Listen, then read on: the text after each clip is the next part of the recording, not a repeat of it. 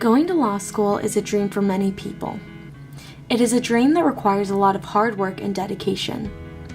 While many people think this hard work and dedication should primarily be focused on your grades and involvement during your 4 years of undergrad, this is not exactly the case. The main factor that determines whether you get into your dream law school is the LSAT. To provide background, the LSAT, or the law school's admissions test, is a 4-hour standardized exam. While the LSAT is useful for a variety of reasons, it is not necessarily an accurate reflection of a student's abilities, and far too much weight is put on it in the application and admissions process. The LSAT is scored on a scale of 120 to 180, with 180 being a perfect score and 120 being the lowest possible score. The average score falls around 150 to 152. So there's actually 5 parts. There's reading comprehension, 2 logical reasoning sections, logic games, and the 5th section is called experimental, so it can be any of those first 3, but it's not actually factored into your score. They're just using new questions that could appear on a new LSAT. In the law school application process, many different factors are taken into consideration. While the process is holistic, there are varying amounts of weight given to each part of the application. Law schools typically tend to ask for a personal statement, 2 to 3 letters of recommendation, your GPA, your major, but honestly, if you're gonna ask me, pretty much all they look at is your LSAT.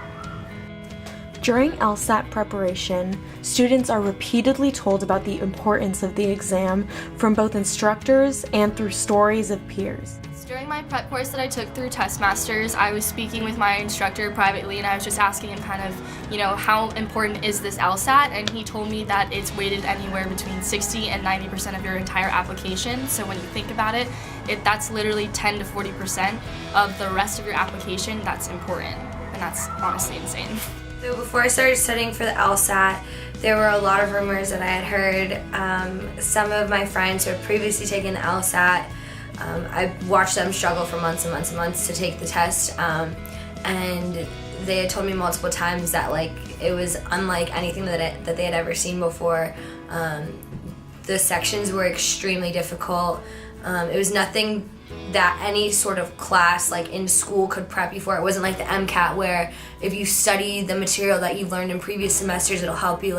There really wasn't anything to that. You had to be taught to take the test, and it was almost like you either got it or you didn't. The importance of the LSAT is evident just by looking at students' LSAT score and their ease or difficulty in getting into law school based just on that. A high LSAT score can make up for a low GPA.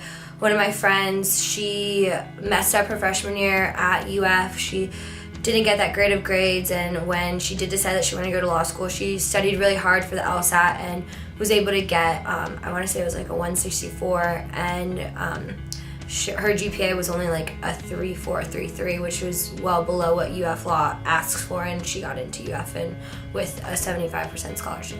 So I had a really good friend last year who, she had a 4.0, fantastic student, she was brilliant. And she didn't do so hot on the LSAT. So she got around the 50th, 60th percentile, which isn't anything bad, but law schools count that 3 times as much as her perfect GPA. So she was offset in the application process. Some really good schools didn't want her just because her LSAT wasn't as high. Conversely, I've had friends who did not have as good of a GPA as that, but they had extremely high LSAT scores. We're talking 170s, high 160s.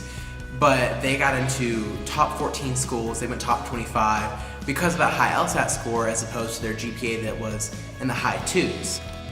Putting too much emphasis on one aspect of an application, such as the LSAT, can hurt rather than benefit law schools.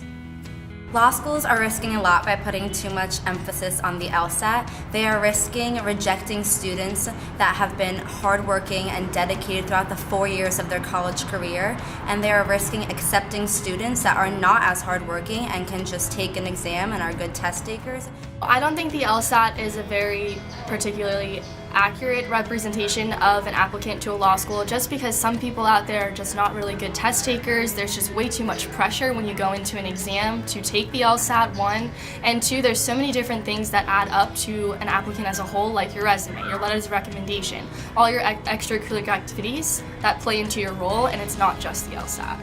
I think that there should be less weight put on the LSAT, just because when you focus in too much on one thing, you're missing the big picture, and you might be missing out on students who have had 12 to 15 internships while still maintaining a 4.0 GPA and have been involved in student government and held executive positions in certain on-campus organizations and have maintained their grades. And just because they didn't understand the test very well, I don't think that's an accurate representation, and I don't think that law school should put as much emphasis on it.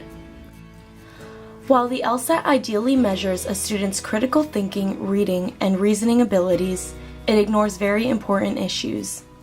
Some students may have a weakness in standardized testing, but are extremely hard workers and would be extremely successful in law school. Because the LSAT ignores these disadvantages, it is not an accurate reflection of a student's abilities, and too much weight is put on it in the admissions process.